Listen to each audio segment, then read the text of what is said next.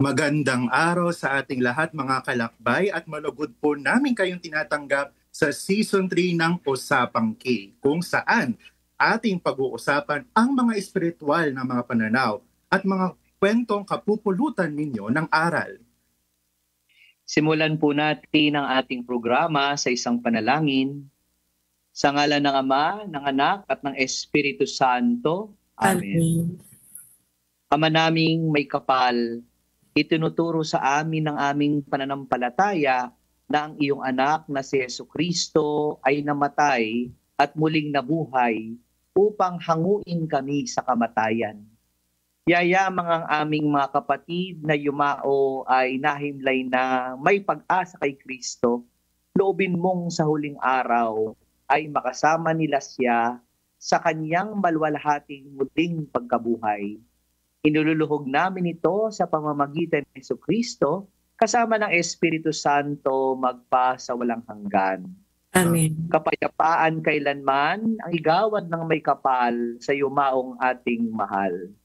Sila nawa ay silayan ng ilaw na walang hanggan. Amen. Mapanatag nawa sila sa kapayapaan. Amen. Amen. Sa ngalan ng Ama, ng Anak, at ng Espiritu Santo. Amen. Amen. Magandang araw mga kalakbay. Kayo po ay nakikinig sa programang Usapang K sa Radyo Maria Philippines sa pamamagitan ng 99.7 FM Tarlac, 101.5 FM Cagayan, 102.1 FM Isabela, 95.9 FM Zambales. At maaari din po ninyong bisitahin ang official website ng ating Radyo Maria, radyomaria.ph. Ganun din po, mababalikan din ang mga episode ng Usapang K sa YouTube at Spotify. Mga kalakbay, ito ang Usapang K ng Radyo Maria Philippines, keeping Christ alive in every home. So yan, magandang araw po sa inyong uli lahat, no? Kamusta sa inyong lahat? Father Paul, kamusta dyan sa inyo sa Gibraltar? Baka pwedeng bumati yung ating mga kasama. Sino-sino ba tayo ngayong araw na ito? Oo nga. Andyan si Sister at meron tayong kasama ngayon. No, si Brother. Ayan. Siguro Brother Achilles, ikaw po muna. Kamusta Brother Okay. Achilles? Ito naman po, buhay na buhay sa grasya ng Diyos. Nasa ka ngayon, Kicking in brother? alive. Ako po ngayon ay nasa Caloocan po, kung saan po ako nakatira habang ako ay nag-aaral dito.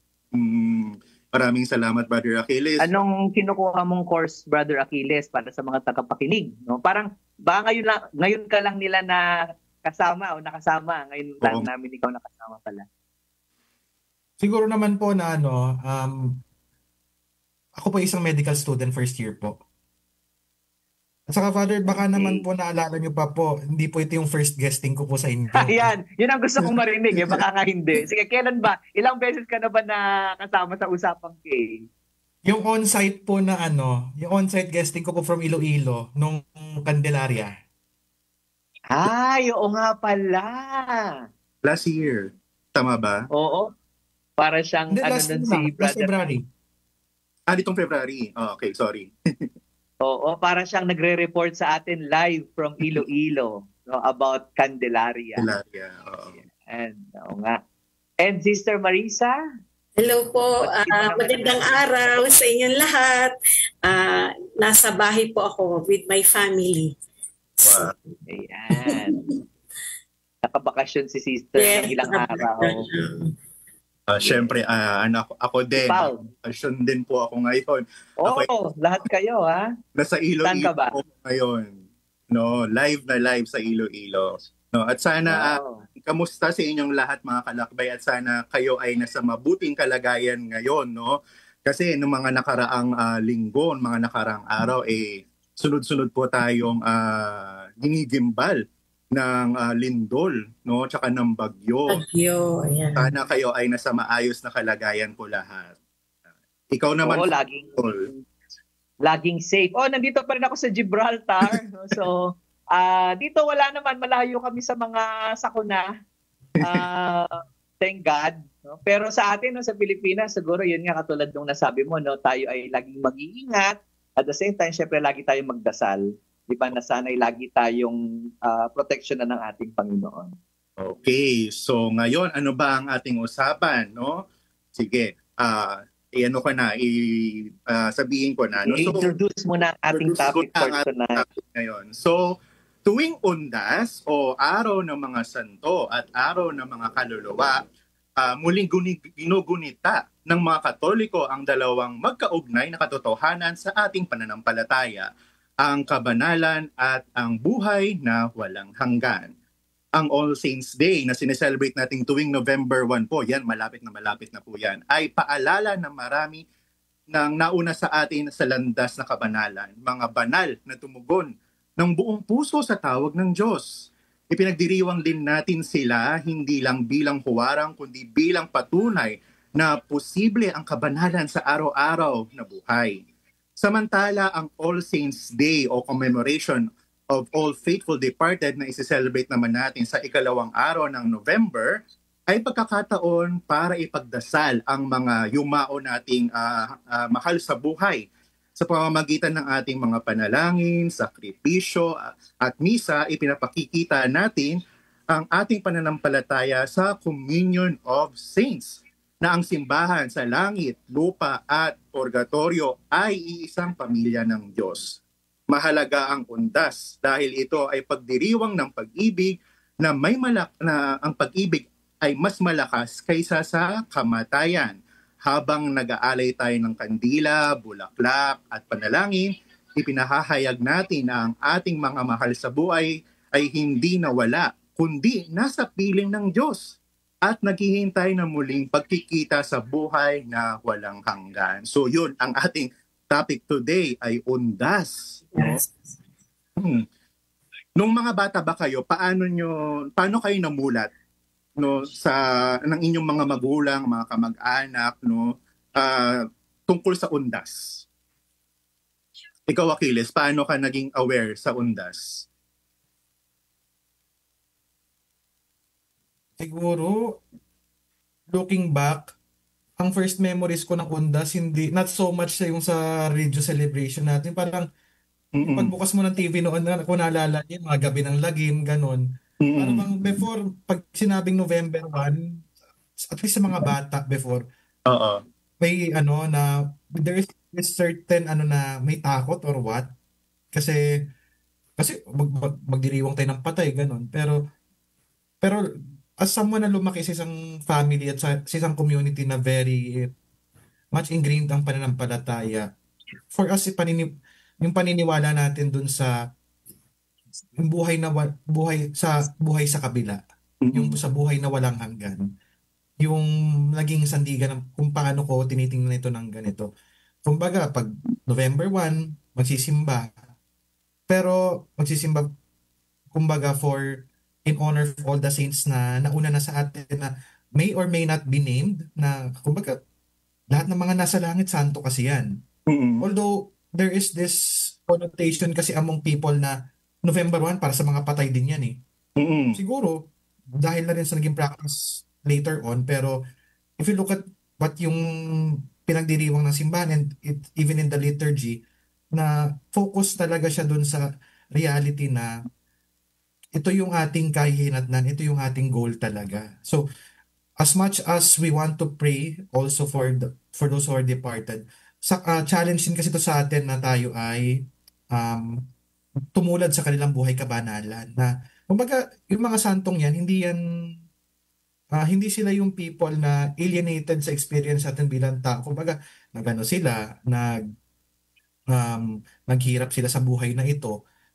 Dumana sila ng hirap, sakit, saka kumbaga all the human emotions pinagdaanan nila, yet napagtagumpayan nila yon. And yung tagumpay nilang yon yung ating pinagdiriwang sa November 1. Come November 2 naman, inaalala din naman natin kasi yung mga yumao naman na hindi natin sure. Kumbaga, there's this assurance for us na ang buhay natin hindi nagtatapos sa mundo, na meron tayong buhay sa kabila.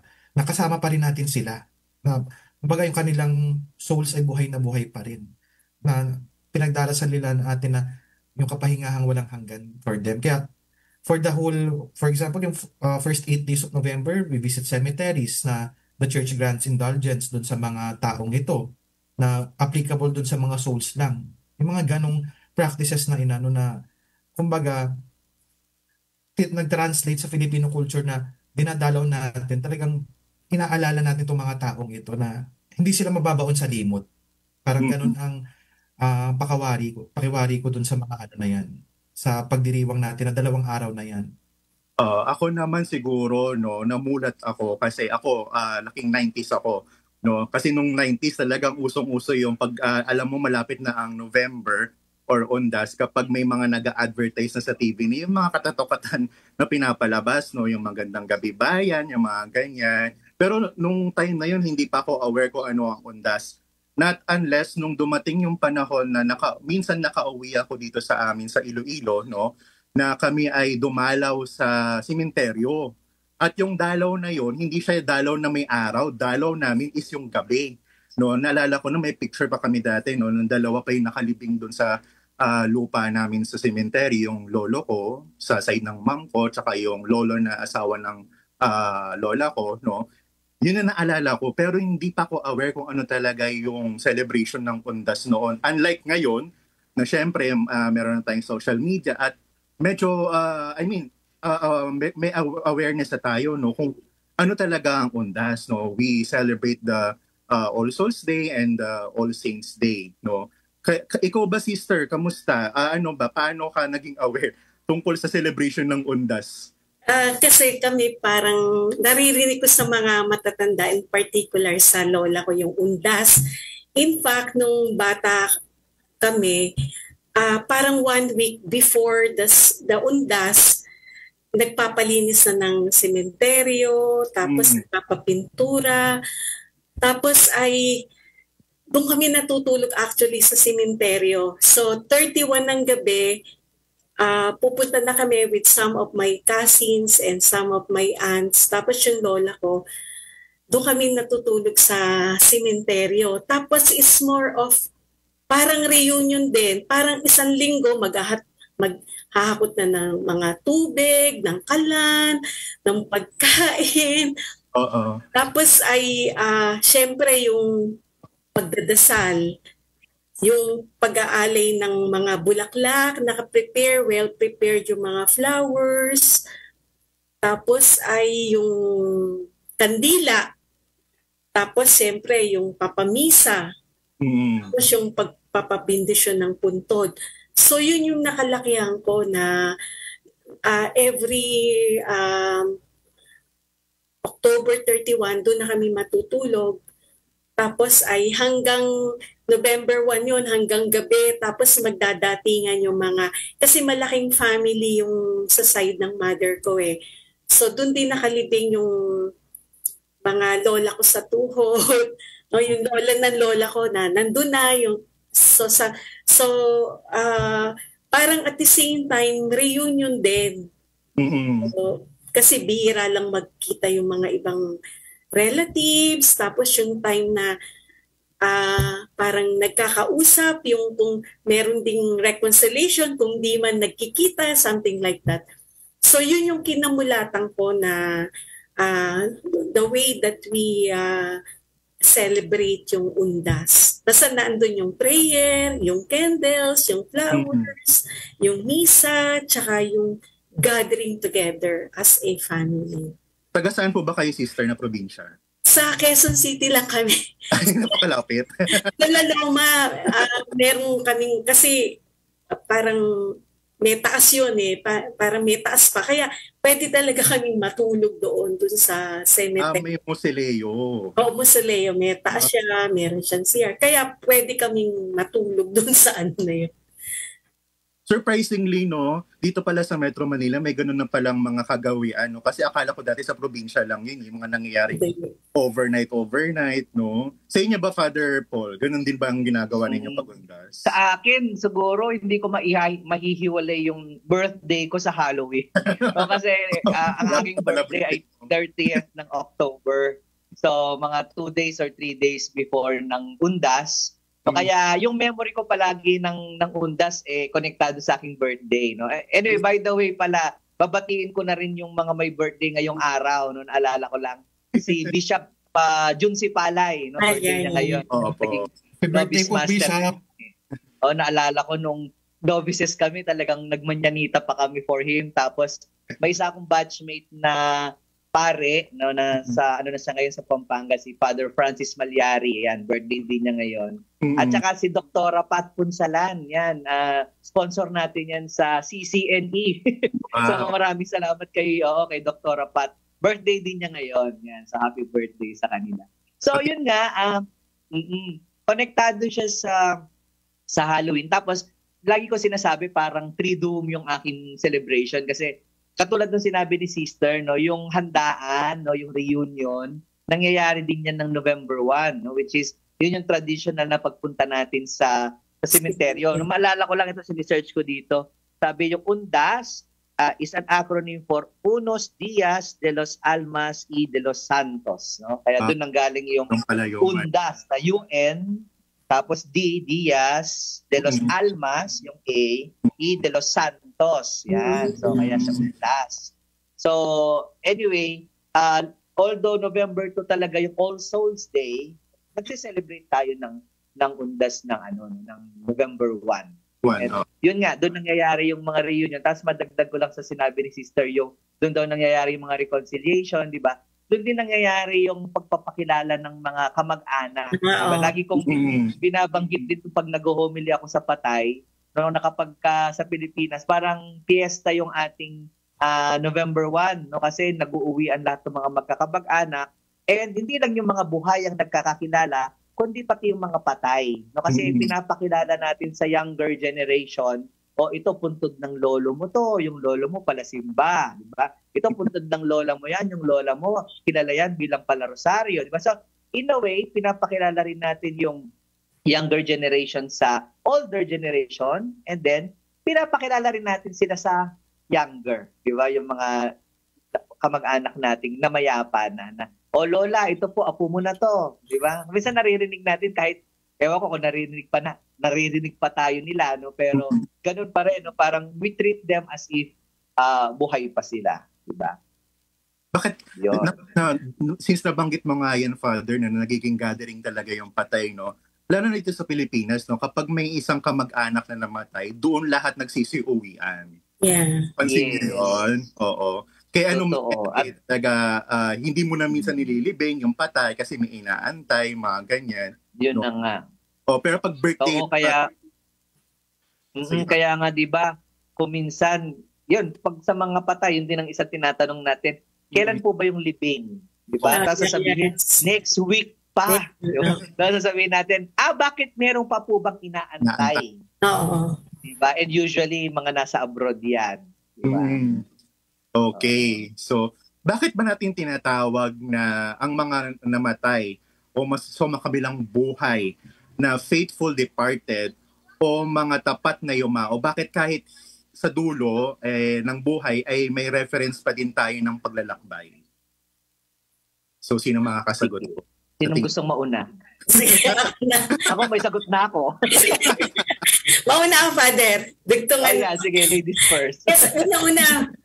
Faithful, 'di ba? Pag sinabing faithful in reference to yung taong na yon is faithful to God, faithful to the teachings of Jesus. Tapos departed, ibig sabihin nun ay umalis na, yumao na.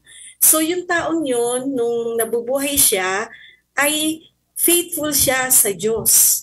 Faithful siya sa itinuturo ng simbahan until the end of his life. Kaya faithful departed. So he was faithful nung siya ay nabubuhay pa hanggang sa kahuli-hulihan sandali ng kanyang buhay ay nanatili siyang tapat sa Diyos. Catholics lang ba pwedeng tawagin na faithful departed sa tingin ninyo? Siguro may iba-ibang tawag din, no? Pero kasi sa atin, very specific yung tawag nating faithful departed o yung tapat na yumao, di ba? Aanin ko lang, dudugtungan ko lang yung sinabi ni Sister kasi nga, sa atin kasi, sabi nga, di ba, yung kamatayan ay hindi wakas. Ito ay paglalakbay patungo sa tahanan ng Diyos. sa pananampalatayang Kristiyano, ang kamatayan ay hindi katapusan, kundi pagtawid.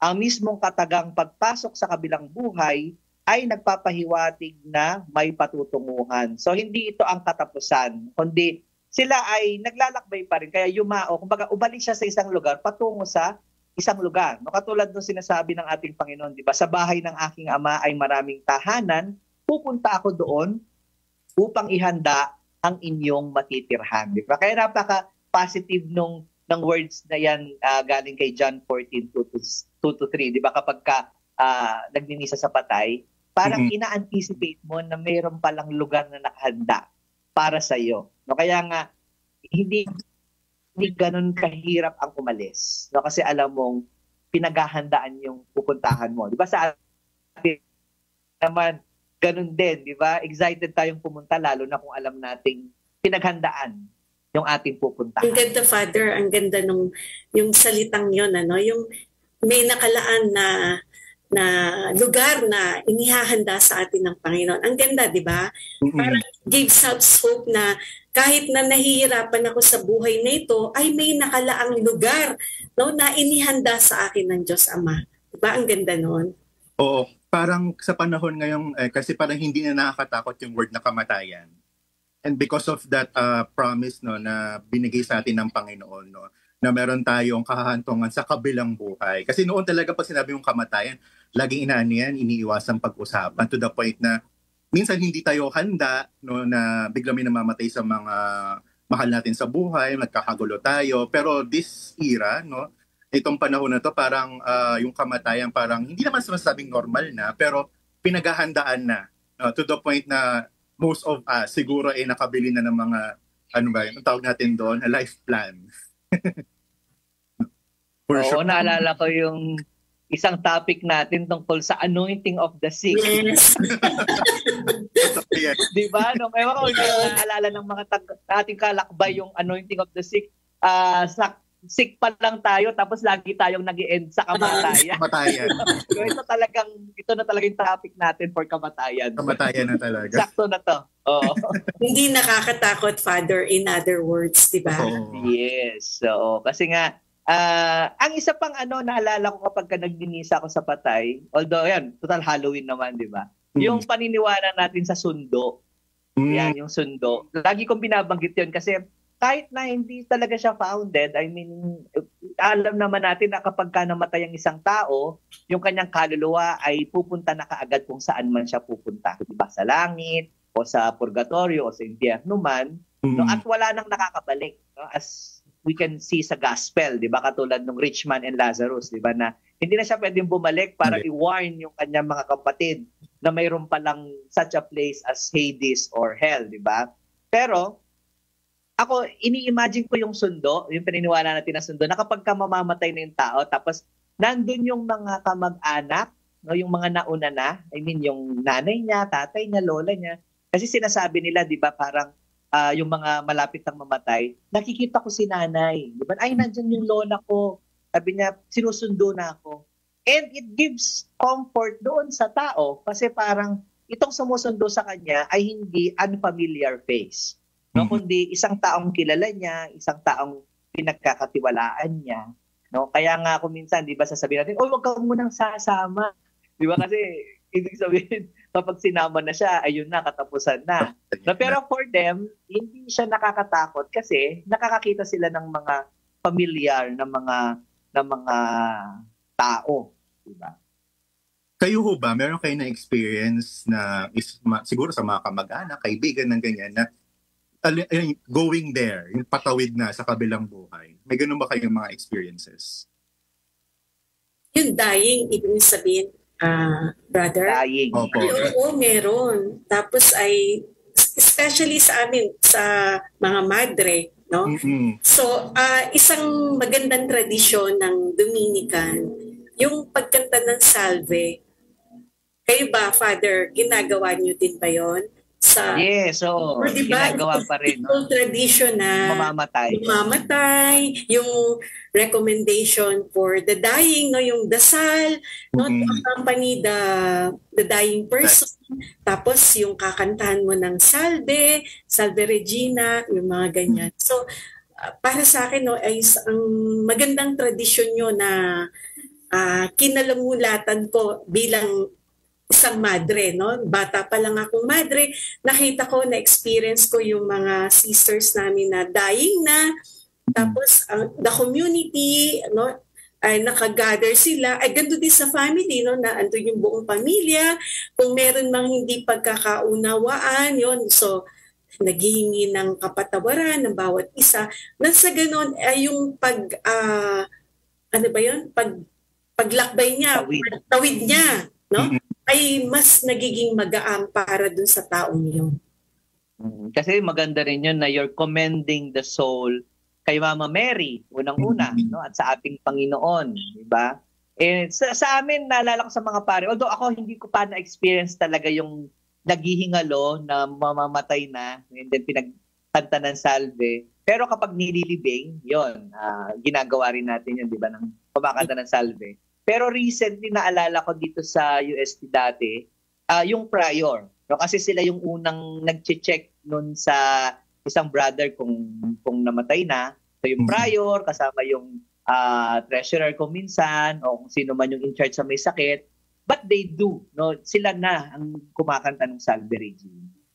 Naalala ko lang din, no, nung time na yung father ko yung nakaratay na sa higaan, no. Nung mga times na hindi na siya responsive, no? Pero humihinga pa naman, no? Parang most of the time kinakanta ko yung Salve Regina until his very last. I mean, hindi ko naman siya naabutin naghihingalo kasi nung nagising ako, doon ko na nalaman na wala na siya, no?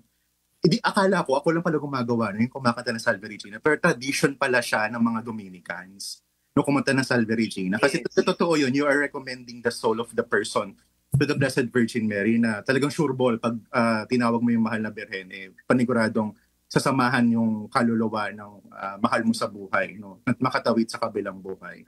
Ikaw ba, Brother Achilles, may ganun ka bang experience? Well, medyo naman, similar, pero siya, yung time na naghihingalo na yung lolo ko sa father's side kasi, parang naka-video call kami nung mga kamag-anak ko sa Jensan. Ako, nakakaramdam na ako na parang matatapos tong araw na to si lolo mawawala na. So, kumanta. Kasi ginagawa rin namin sa Dominican lately din yan, yung pagkanta ng salve kapag may kapatid ng naghihingalo. Na kinantahan ko rin si lolo. And para bang sinasabi ko, Mama Mary, samahan mo na siya. Parang, kasi tawag dito, parang makakagaan na sa loob sa akin. Kasi syempre, masakit na wala din ako doon. Wala din kami doon personally. Kumbaga, at least from a distance, we commend yung soul ni Lolo kay, sa Diyos. And after, kasi this what happened during the lockdown pa eh. So, a year later, nung pagbalik namin, that was also the first thing that I did nung dinalaw namin yung puntod na I sang the salve, tapos yung dinasal yung prayers for the dead na nasa preces. Yung parang, okay Lolo, hindi ka naman nawala eh. Pumunta ka na dun sa lugar na inilaan ng Diyos para sa iyo. Yung to be with all the blessed, no? Yung parang, tapos na yung paglalakabay mo dito, dun ka naman sa kabila. Pero maibala ako, may curiosity kasi ako, like ngayon ko lang naisip, no? Mali ba na isipin na yung taong kaharap mo, yung naghihingalo, parang hindi naaabot to today or hanggang bukas? Kasi minsan parang sabi ko, like for example, my dad, na hindi ko siya inaakala na on that day mamamatay, pero sabi ko parang hindi siya tatagal. Mali bang isipin yung ganun, Father? Sa akin, siguro hindi. Kasi parang pine-prepare mo lang din yung sarili mo. I think it's better na isipin mong malapit na siya, and then gagawin mo na lahat ng mga dapat na gawin, kesa doon sa iisipin mong, hindi, tatagal pa siya, and then eventually hindi mo na nagawa yung dapat gawin, di ba? Particularly yung anointing of the sick. So, lagi yan sa mga pare na experience namin. Ito naman, balik, kahit kamatayan yung topic, balik naman tayo sa anointing of the sick, di ba? Kasi minsan, kung kailan naghihingalo, doon tatawag ng pare. No, kasi isipin nila, tatagal pa. Pagdating ng pare, wala na, patay na. Di ba? So, biblesan na lang yon. So, why not? It's better siguro na i-assume natin yung worst case scenario. No? In a sense, para lang at least maging mature tayo.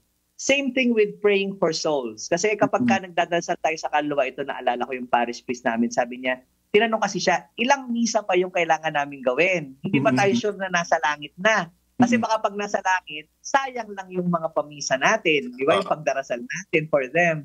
And then, klarong sabi ng parish priest namin, mas magandang i-assume mo na wala pa siya ron at patuloy kang magdasal and probably nandun pa siya sa purgatory, makaka-benefit pa siya sa prayers kesa doon sa tinigil mo na siyang ipagdasal dahil ina-assume mong nasa langit na siya. No? And then yun pala, kailangan pa niya ng panalangin. Diba? So, yun yung sinasabi kong sometimes it's better to assume the worst, not to make it real. No? Hindi naman yung parang negative thinking ka na palagi na nangyayari tuloy yung prophecy mo, di ba nangyayari yung negative prophecy yung tinatawag natin. Pero, it's more of preparation. So, yun yung sa akin doon. Nabanggit niya din lang na Father yung purgatorio. No? Ano yung paniniwala ng mga Katolika sa purgatorio? Yeah, sinong gusto sumagot? Yung dalawa, baka gusto. Sige, Father. Kasi naniniwala tayo na may purgatorio. Ang paniniwala, ang tinuturo ng simbahang Katoliko ay mayroong purgatorio. So kapag ka ang isang tao ay namatay, yung sa particular judgment, immediately after nung kamatayan ng tao, ay tatlo yung maari niyang pagpuntahan. Yung heaven, yung earth, purgatory, at saka yung hell. So ang paniniwala natin na yung mga tao na namuhay na nasa grasya ng Diyos, pero kailangan pa nilang i-purify yung sa temporal punishment ng kanilang kasalanan, ay sila ay mapupunta sa purgatorio. So, ang paniniwala natin na sila ay destined na, no? Sure na sila sa langit, pero kailangan pa nilang pagbayaran yung kanilang mga kasalanan. So, kaya, merong purgatorio. So, pero syempre, meron namang iba na diretso sa langit, like yung mga namuhay ng banal, no? Yung mga martyrs, no? Na yung nagsakripisyo sila, nagdasal sila, and everything. So, diretso sila sa langit. Pero, katulad nga ng sinabi ko, merong mga na though they live in the state of grace nung sila ay namumuhay, pero kailangan pa nilang pagbayaran yung kanilang mga kasalanan at kaya sila, they have to go to purgatory. Kasi from the name itself, purgatorio, ibig sabihin nun that the soul needs to be purified before going to heaven. May chance kaya yung mga kaluluwa sa purgatory ay nakukulog pa sa impyerno? Hindi na. Sure Hindi na talagang destined na talaga sila sa heaven. Ang wala ng pag-asa is those who are already in hell. Kaya kahit na magdasal tayo na magdasal, pero kung yung kaluluwa na yun ay eternally damned siya, nandun na talaga sa impyerno, wala nang chance na makapunta pa sa langit. Pero yung mga nasa purgatorio, ay meron silang chance na makakapunta sila sa langit. Kaya nga sabi nga ni Father Paul kanina, kailangan natin magdasal, no? Ipagdasal yung mga kaluluwa kasi hindi natin alam baka nasa purgatorio pa sila at nangangailangan sila, wala silang magagawa para sa kanila. Pero tayo ay may magagawa para sa kanila. Kaya ito yung tinatawag na communion of saints. So tayo na nasa lupa pa, no? Tayo ay nananalangin para yung mga nasa purgatorio ay makaakyat sa langit. At kapag sila naman ay nasa langit, sila naman ang mag-i-intercede para sa atin. Ito yung mga santo. That's why we ask for their intercession kasi nandun na sila sa langit. Okay, so may follow-up din ako question, no? Pwedeng sumagot kahit sino, no? For example, let's say may purgatory tayong pinaniniwalaan. Sa isang private revelation po, no? For example, kay Saint Gertrude, no? Nakilala natin na patron saints of the Holy Souls, no? Bakit po kaya yung mga kaluluwang nagpapakita na nagkiklaim na nasa purgatorio sila ay nagliliyab sa apoy? Bakit po kaya ganun? Ang ano niya, ang representation ng mga kaluluwa. Ang image niya, oo. Well, katulad nga ng sabi ni Sister, di ba, it's a period of purification. And yun, alam naman natin na kahit yung gold, for example, it's tried through fire, ganun siyang pinupurify yung metals. No? So, sa atin din, no, merong ganun tayong paniniwala sa kaluluwa, no, na yun yung paraan ng purification, no, ng kaluluwa. And I think meron din akong nakitang, kung sa YouTube ba yun, parang meron chapel na nasa Rome yata, I'm not sure now, na mayroong 4 souls, di ba, na may mga proof sila na may mga kaluluwa, no, may mga libro na may fingerprints na sunog, o kaya meron yung parang wall na merong humawak na parang nag-char siya, so ibig sabihin nasusunog siya. So yung ibig sabihin yung kaluluwa humawak doon, yun nga, nasusunog siya. So it's a proof, na physical proof for some na merong purgatory. Di ba yun yung paniniwala, yun yung mga relics na tinatawag nila ng mga souls daw na nagparamdam na nasa purgatorio. Father, yun po yung yung Little Ano ba Museum yun? Saan ba yun? of Souls sa Roma. Parang Ayan. pagtawid lang po ng Tiber River, may simbahan po doon, may maliit na kwarto. May meron doon yung mga, yun nga po, yung prayer books, yung mga gamit na merong marka ng mga kaluluwa. Nag-start daw Kamay. po yun. Ay, opo. So, ayon po, Father, dun sa aking naalala, dun sa mga nababasa ko po before, nag-start po yun nung masunog yung isang part na yun ng simbahan. Tapos yung parish priest, nakitang may marka ng mukha ng isang kaluluwa dun sa pader. Tapos parang yun na naging kanyang mission na mangolekta ng mga relics na connected to the Holy Souls, yung mga nagpagpapakita, yung mga manifestations na to, na parang to show proof na ang purgatory is a reality. Yan nga, parang yan yung nakita ko. Okay. May mga tanong ba tayo sa online? Mga tanong na Achilles na pumasok sa ating Mga tanong Ang po, natin Father, na parang actually. ang bilis ng oras. May mga Sige. tanong po, Father, tayo online. Simulan na po ba natin? Sige, basahin na natin. Basahin kung kanino galing, kung taga saan siya, natapos ano yung tanong niya. So ito po, unang tanong po from Tess of Bataan. Magandang gabi po. Sabi po niya, 2 years ago po ay lumisan na sa amin at sumakabilang buhay ang aming ina. Itatanong ko lang po sana kung ang aking panalangin ay nadidinig ng aking yumaong ina. Ayan. Siguro ako na lang sasagot, tapos kayo naman yung mga susunod na tanong. Then naalala ko lang yan kasi usually ganun yung ating mentality kapag tayo nagpapadasal, di ba? Ang sumasagot ng dasal o tumatanggap ng dasal, yung kaluluwa. No? Pero sa atin, ang dasal natin, it's always directed to God. No? Sa Diyos tayo nagdadasal na kaawaan yung ating mga mahal sa buhay, di ba? Yung bigyan sila ng liwanag na walang hanggan o kapayapaan. Ang ating panalangin, it's directed to God. No? It's not directed to them. No? Kaya, maling isipin na sila yung sasagot ng ating panalangin. No? At yun yung difference natin kung minsan sa ibang cultures. Kasi sa ibang cultures, they offer to the souls. Di ba, meron pa dyan nagsusunog ng paper money, okay, nagsusunog ng mga alay, na parang kinakain ng mga kaluluwa. They even have Hungry Ghost Month, for example. Di ba? So, kaluluwa yung tumatanggap. Pero sa atin, yung ating mga panalangin, they're directed to God. And then it is God who gives the grace and blessing sa ating mga mahal sa buhay. Okay. May mga katanungan pa ba tayo, Achilles? Meron pa po, from George of Taguig. Bakit po mahalagang bumisita sa mga puntod ng mga yumao tuwing undas kahit maaari namang magdasal saan man? Parang magandang tanong po ito. Oo, magandang. Meron kasing indulgence na tinatanggap pag tayo ay bumisita sa sementeryo at tayo ay nagdasal para sa mga kaluluwa. May, ano pa, I think partial indulgence na natatanggap natin, may indulhensya na tinatanggap tayo kapag tayo ay nagdasal sa sementeryo. Opo, sister, yan yung yung plenary indulgence ng November 1 to 8 po, yung November linggo na yan 1. po. Yes. November 1 to November 8, Oo. lahat po ng dadalo sa sementeryo ay Oo. makakatanggap ng plenary indulgence na applicable po dun sa kaluluwa. Yeah. Tsaka madagdag ko lang doon, kapag hindi kayo dumalaw sa sementeryo, kayo ang dadalawin ng inyong mahal sa buhay.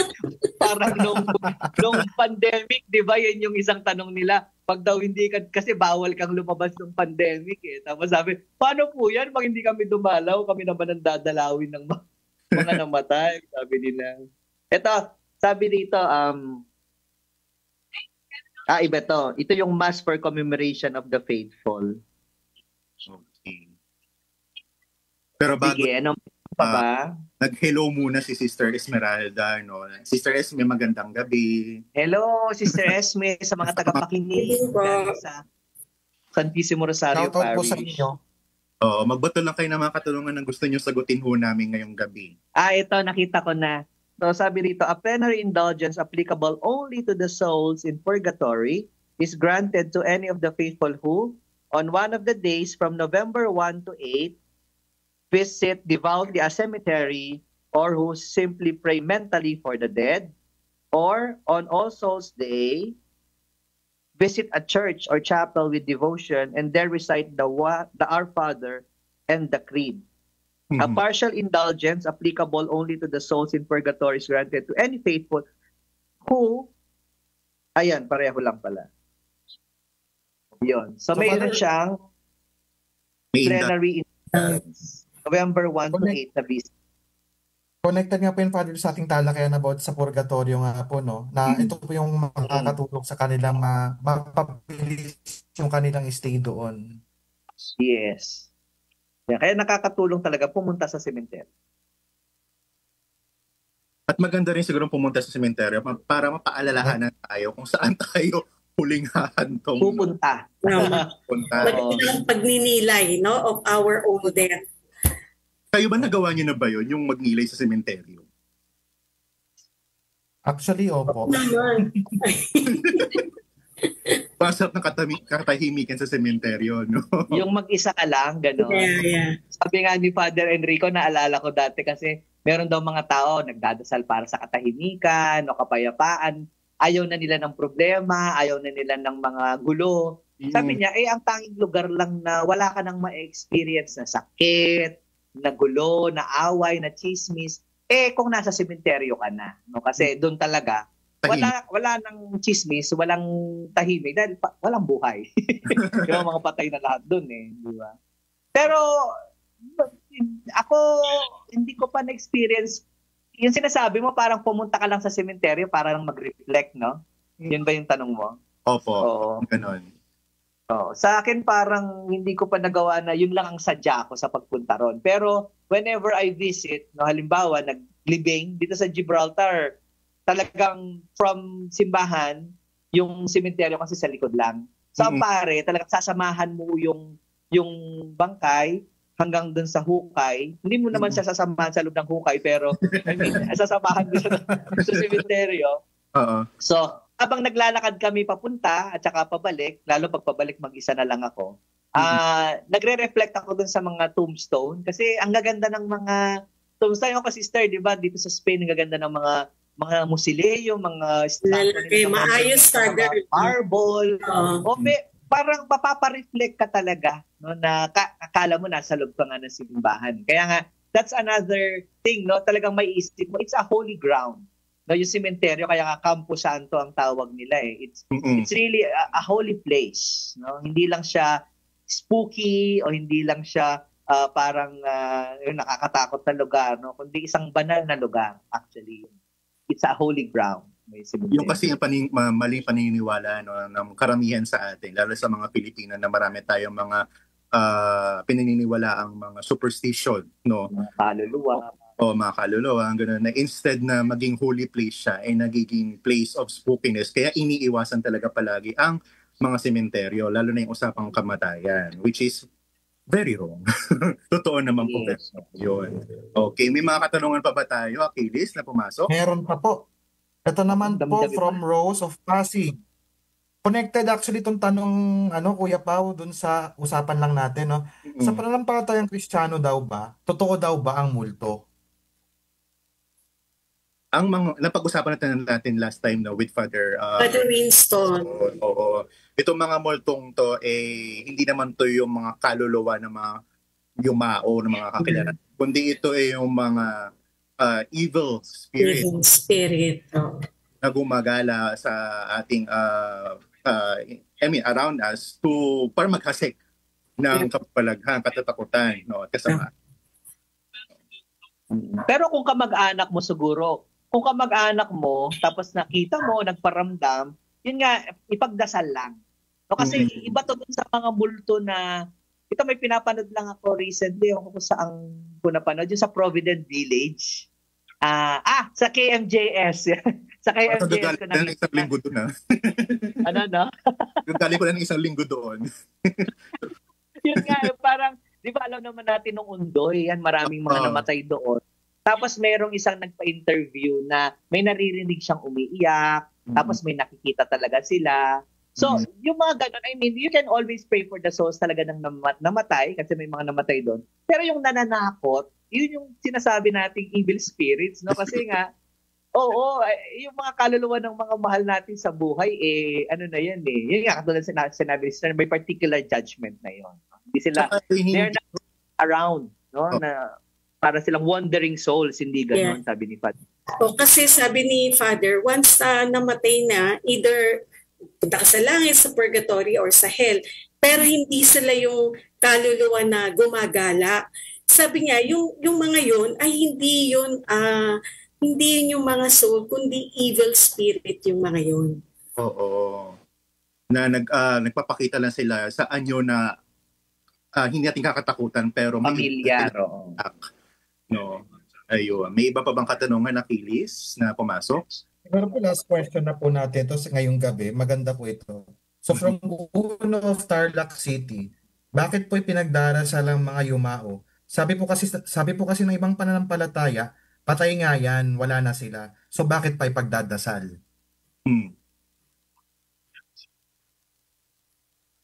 Ang pagdadasal kasi sa mga patay hindi lang natatapos hanggang sa libing. No, kasi hindi naman tayo sigurado kung ang kaluluwa ng kamag-anak natin, kakilala natin, nandoon sa lugar na inaakala natin, which is sa heaven. No, patuloy natin pinagdadasal sila para din makamit nila ang katahimikang kanilang hinahangad. No? And of course, para matulungan din tayo, no, na sila magdadasal para sa atin. Ito, idagdag ko lang dun sa sagot ni Pao, no? Sabi nga yung, ang pagdarasal para sa mga yumao, ay isang gawa ng pag-ibig, no? It's a charity. At pananampalataya sa awa ng Diyos. Sa 2 Maccabees 12:44-46, ipinalalangin ni Judas Maccabeus ang mga namatay upang mapatawad sila sa kanilang kasalanan. Pinagtibay ito ng simbahan sa CCC 1032, o Catechism of the Catholic Church 1032. Mula sa simula, ang simbahan ay nananalangin para sa mga yumao. Sa panalangin at misa, nakikibahagi tayo sa awa ng Diyos na nagpapadalisay sa kanila. Yan. So meron tayong by charity and by faith na obligasyon o di kaya naman ay paraan upang ipagdasal natin yung ating mga yumaong mahal sa buhay. Father, yung spiritual works of mercy na tinatawag, di ba? Yan, tama. Okay, so may oras pa naman tayo, no? Pwede pa akong magbato ng tanong, no? Madali lang na. 7 minutes pa. Bakit sa pananampalatayang Katoliko kaya walang konsepto o paniniwala ng reincarnation? Sino kaya makakasagot? Pagkakaintindi ko doon, kasi di ba pagka tayo ay nilikha ng Panginoon, no, we are unique. No, at yung kaluluwa natin, no, na specific siya doon sa katawan na yan. No, kaya nga hindi nire-recycle yung mga kaluluwa. No, I mean, kapag ka namatay ka, yung kaluluwa mo, yun na nga, it receives particular judgment at hindi ka nare-reincarnate into another person or nagiging aso. Kasi yun yung konsepto ng reincarnation, di ba? Based on the merits that you did on earth, doon mangyayari yun. Halimbawa, ngayon, lower being ka, kunwari, langgam ka, o naging mabait na langgam ka, sa susunod na buhay mo, magiging mas malaki ka na. Halimbawa, maging pusa ka na. Until such a time na baka maging tao ka na. Di ba? Kung naging masama kang tao, maging baboy ka. So parang ganun yung reincarnation. Sa atin, yung kaluluwa natin, it's uniquely created by God. No? At yun na yun. No? Wala siyang ibang forms. Father, naalala ko yung philosophy professor namin. Sabi niya, parang unfair naman kung may kaluluwa yun, tapos makiki-entra ka pa doon. Paano naman mangyayari doon sa kaluluwa natalsik mo, di ba? Hindi pwede yung gano'n. Natalsik ng dahil sa'yo. Yun sabi niya. So, ang atin kasi talagang unique tayo, no? Yung kaluluwa natin. Okay, so maraming salamat sa pagbabahagi ninyo ng inyong mga opinion and mga kwento tungkol sa ating topic today. So, tapusin natin ang ating program sa pagbibigay ninyo ng keywords. So, sino ang gusto magbigay ng kanyang keyword? Si Achilles muna. Yes. Natanong ba lahat ng mga tanong, by the way? Natanong lahat ng mga tanong natin online? Mukha naman po. May isa lang hindi, pero...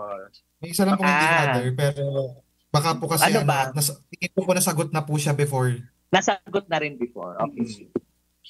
Okay, keyword naman. Keyword. Siguro ang keyword ko ngayon ay kasama. Okay, bakit? Kasi, syempre ayaw natin mag-isa tayo sa buhay, di ba?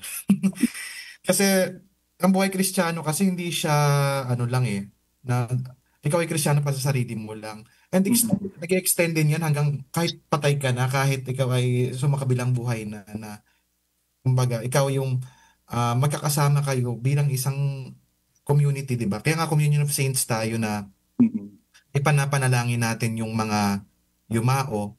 Sila din ipinapanalangin tayo. Hindi lang natin alam or hindi lang natin lubos na naiintindihan. Pero kapag sila mismo ay nakatapos doon sa kanilang lugar sa purgatorio, napakalaki ng utang na loob ng mga yan sa inyo na ipagdadasal ka ng mga yan sa lahat ng mga ginagawa mo sa buhay. And at the same time, kaya din tayo nananalangin sa mga banal kasi kumbaga makakasama natin sila sa buhay na alam nila ang pinagdaanan natin dito sa lupa at alam nila yung pakiramdam na mamuhay na yung bang ito yung gusto ng mundo, ito yung gusto ng Diyos, yung hindi nagmi-meet yan, di ba?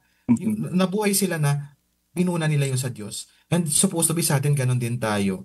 And we look to them as role models, no? Kaya kumbaga talagang cycle yung Communion of Saints na yan eh. So, it all summarizes to the word na kasama talaga. Na hindi tayo mag-iisa. Na itong paglalakbay na to, hindi ka talaga mag-iisa mula nung ikaw ay panganak hanggang ikaw ay mapunta sa piling ng Panginoon, may kasama ka. Na hindi ka isinana. Okay, maraming salamat. So ako naman ang susunod, no? Itong undas, lalo na sa ating mga Katoliko, pinalalahanan tayong maging wag tayong maghasik ng katatakutan, no? Instead, magpamalas tayo ng kabanalan, no? Ipagdasal natin ang bawat isa, lalo na yung mga hindi na kayang ipagdasal ang kanilang mga sarili, lalo na yung mga nasa purgatorio, no? Ipagdasal natin sila, no? Ipagdasal natin sila para sa kanilang katahimikan. At yun ang aking keyword for today, kabanalan. Katahimikan, kabanalan, at wag maghasik ng katatakutan. Wow, ang daming K nun, ha? Kukunin ko yung isang K mo, Pao, yung kabanalan. Ito yung dapat nating, sa akin, no, pagsumikapan ko na mamuhay ng banal, no, nang sa ganon ay makarating ako sa kalangitan. So, tayong lahat, no, pagsumikapan natin na tayo ay mamuhay na may kabanalan, nang sa ganon ay makarating tayo sa kaluwalhatian, sa kalangitan. Wow, pressured ako ha. Puro kayo maraming K ha.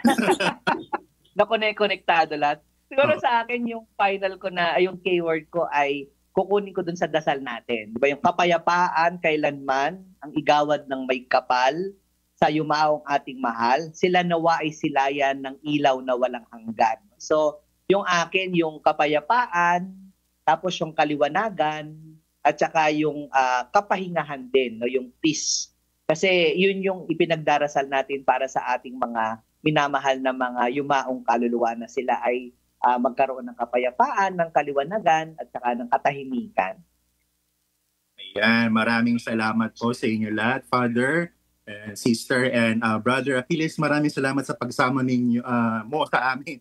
No, at sa inyong mga kalakbay, no, maraming salamat. At natapos na naman ang isang makabuluhang usapan na sana nakapulutan ninyo ng aral. At hanggang sa muli, samahan nyo kami sa susunod na episode ng Usapang K.